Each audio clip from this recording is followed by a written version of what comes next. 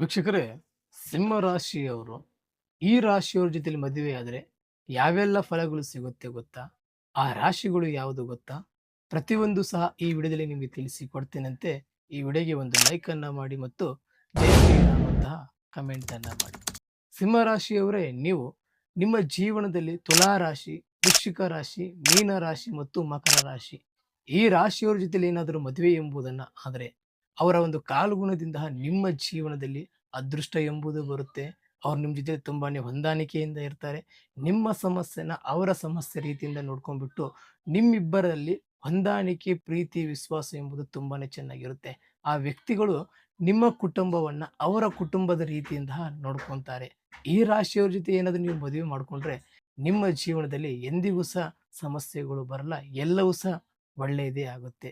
ಇಂಥದೇ ಇನ್ಫಾರ್ಮೇಶನ್ ಮಾಹಿತಿಗಾಗಿ ನಮ್ಮ ಪೇಜನ್ನು ಫಾಲೋ ಮಾಡ್ಕೊಳ್ಳಿ ಮತ್ತು ಇನ್ನೂ ನಿಮ್ಮ ಜೀವನದಲ್ಲಿ ಏನಾದರೂ ಸಮಸ್ಯೆಗಳಿತ್ತಂದ್ರೆ ಈ ಕೆಳಕಂಡ ನಂಬರ್ಗೆ ಕರೆ ಮಾಡಿ.